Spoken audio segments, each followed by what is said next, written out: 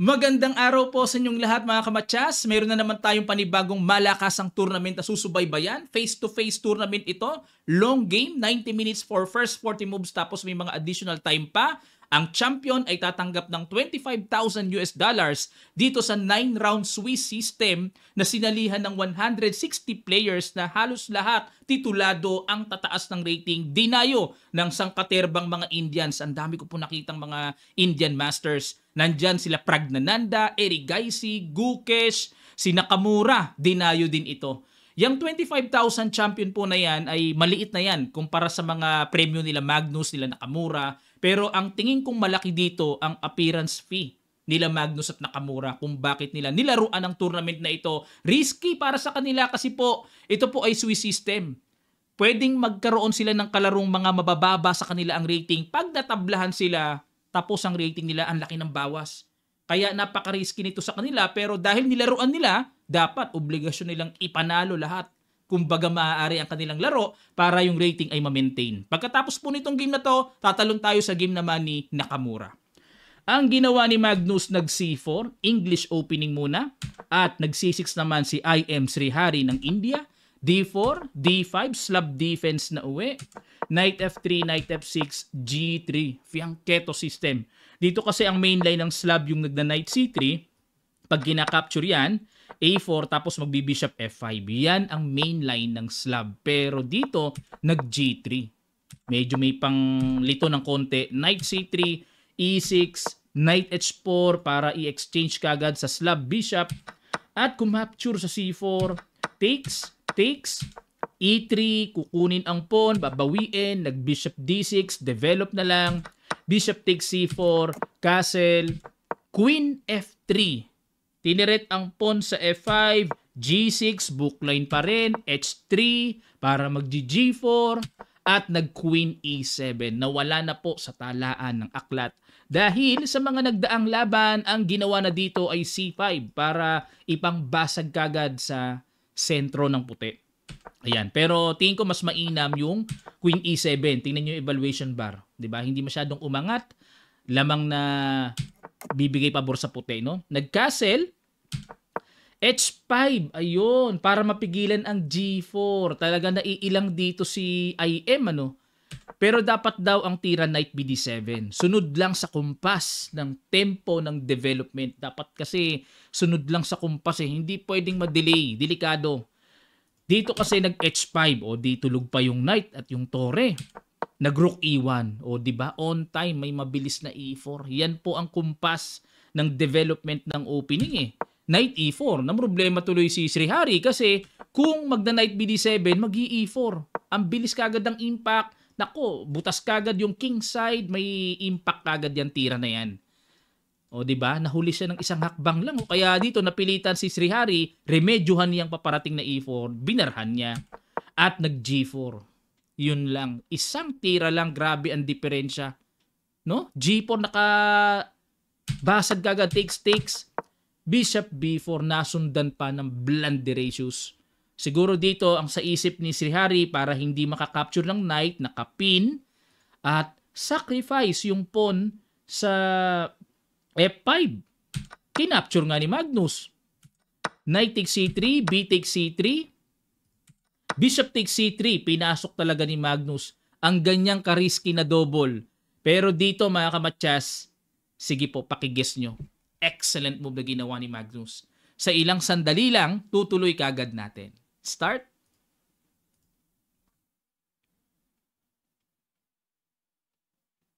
Maraming salamat. Congrats po sa mga nakakita.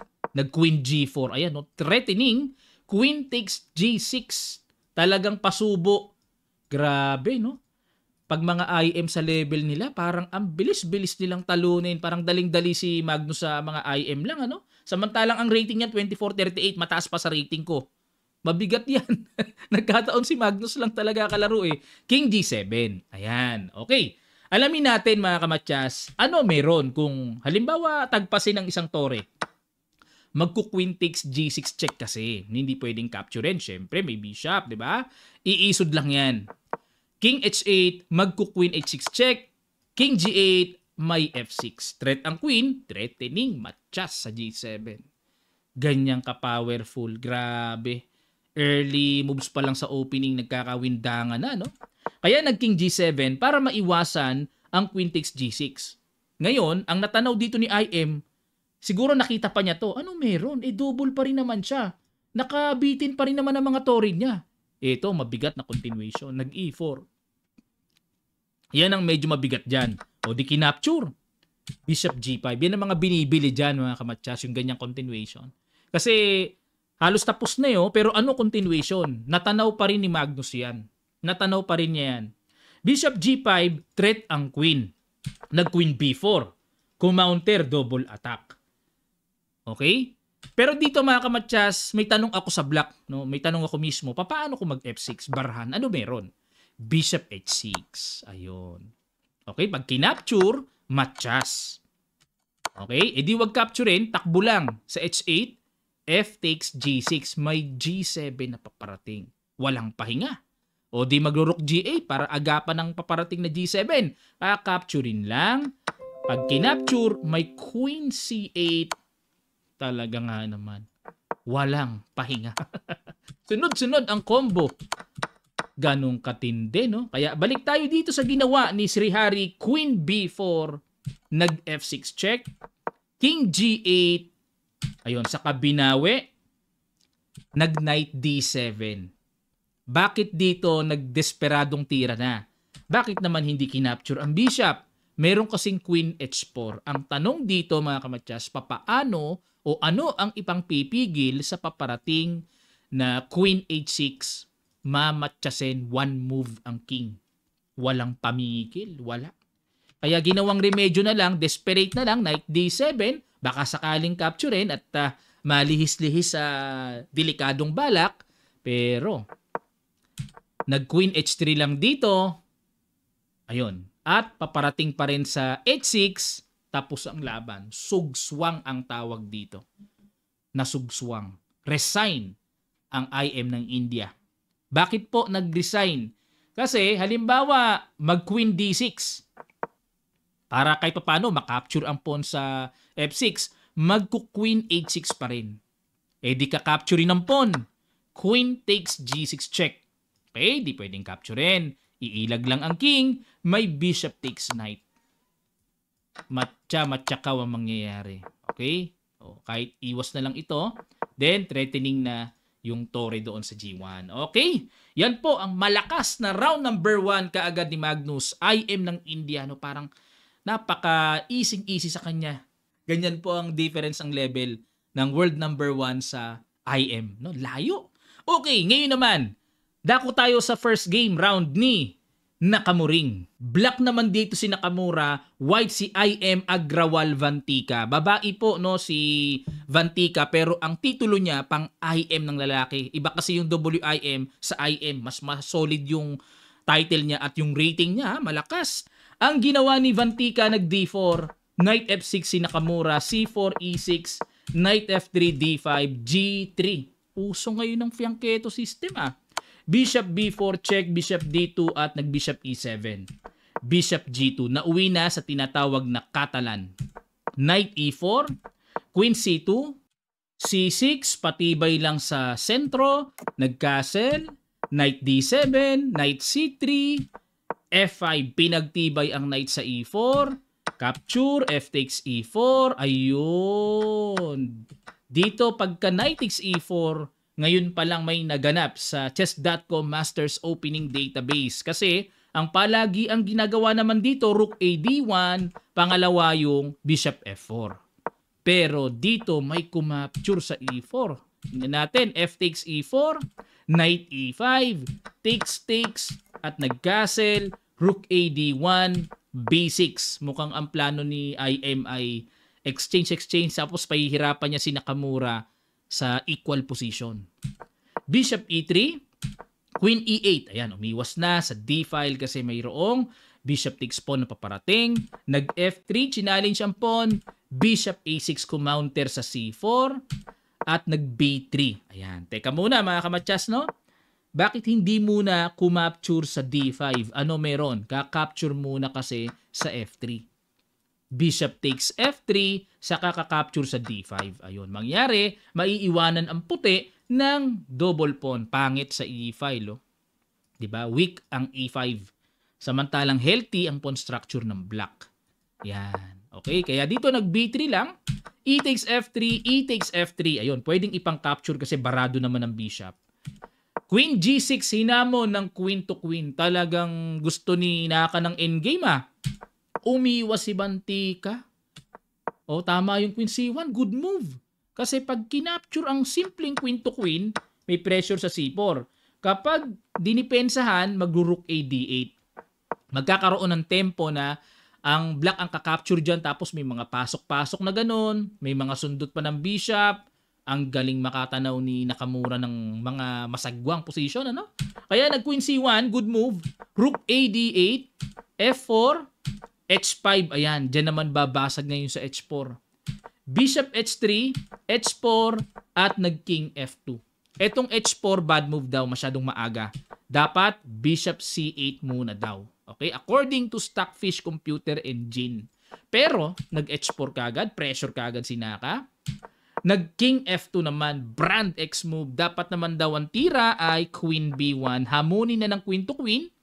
Na syempre, pagka kumapture, queen takes, mabibitin ang pawn sa E6. Yan ang plano. 'Di ba? Kaya pala pinapa-bishop C8 ni Stockfish. Para pag nag-queen B1, pwedeng tumanggi ang queen at walang bitin sa E6. O, pero balik tayo. Nag-king F2, D takes C4, B takes C4, C5. Ayan, unti-unti lang. Naku, ito na yung paparating. Bishop B7, papasok ang queen, mga ganon. At nag-queen B1, hinamon na ng queen to queen, umiwas.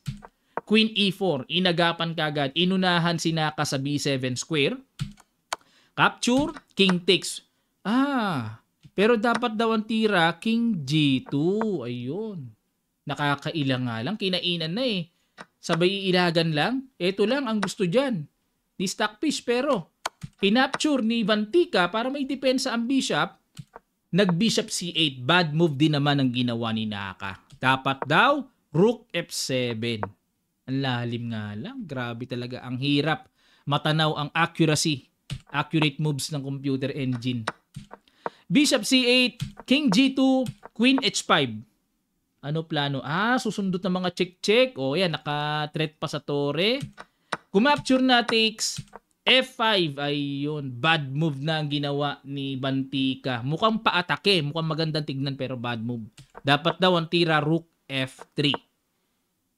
Rook F3 lang para mawalan ng access sa E2 ang queen. Pero nag-F5, Queen E2 check, nakapasok eh. Rook F2, Queen D3, good move.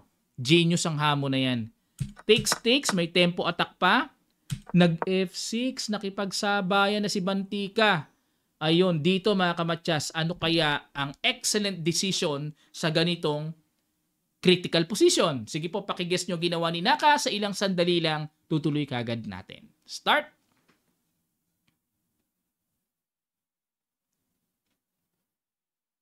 Maraming salamat po. Congrats sa mga nakakita. Bishop takes F6. Excellent decision.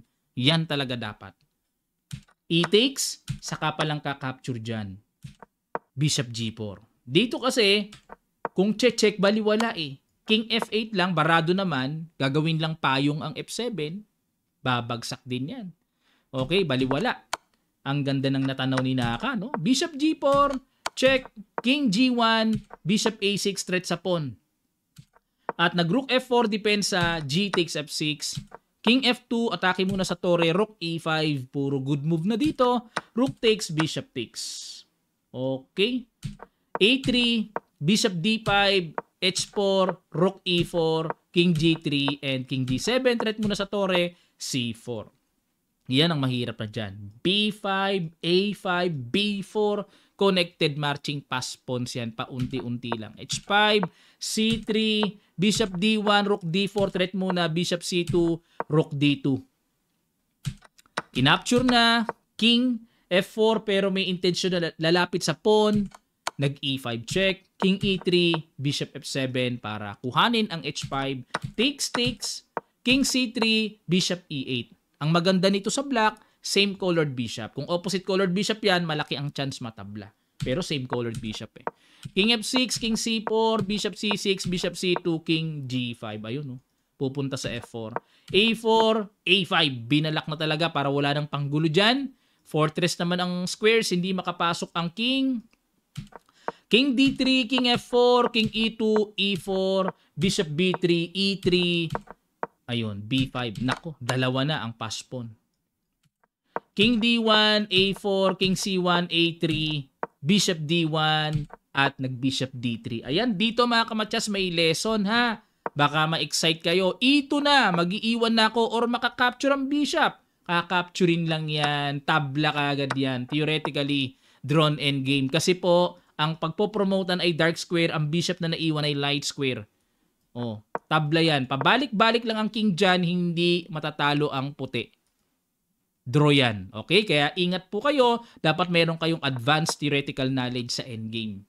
O kaya dito, nag-bishop D3 muna si Naka para pigilan niya ang white king na makapunta dyan sa dulo. Nag-bishop H5 dito pero nag-resign na po si Vantika. Bakit? Kasi ito na ang gagawin. Magki-king G3 na. O pag nag-bishop D1, king F2. Pag nag-bishop H5, bishop E4. Tatimingan. Hindi maka-king D1, anytime may A2. O kapag nag-bishop D1 dito, titirahan ng bishop F3. Mapapaalis at mapapaalis ang bishop at mag-E2, E1 queen na. Sugswang eh. What a great endgame. Nerve by Nakamura. Yan ang tamang pag-control. Pag-convert sa endgame. Pag lumamang ka sa middle game ng 2 pawns or 1 pawn, convert mo sa simple endgame. Kapablanka, ganun eh. Okay, yan po ang mga kaganapang nangyari dito sa round 1 pa lang ng Qatar Masters. Susubaybayan pa natin yung iba pang mga games ha. Kagaya kina Pragnananda, titignan ko po para ma-analyze natin. Okay? At sa USA po, yung championship nila, round number 6, puro tabla lahat. Kaya wala tayong maia-update doon, puro tabletas. Yan po. Abang na lang tayo sa round number 7 kapag nagkapisaan. Puro tabla eh. Sa mga gustong mag-avail ng Kamatsas merchandise, mag-message lang kayo sa Kamatsas Messenger ha. Kasi po pag kino-comment ko, nagkakaroon po ng problema sa algorithm ng YouTube. Na-detect na niya. Ayan, bawal kasi yung ganun hanggat maaari kay YouTube eh. Kaya hindi na po ako magpo-post ng link kahit sa message ha. Mag-message na lang kayo sa Kamatsas Facebook page natin kung gusto nyo pong umorder ng ating Kamatsas merchandise. Maraming salamat. Magkita-kita pa tayo sa mga susunod pang videos.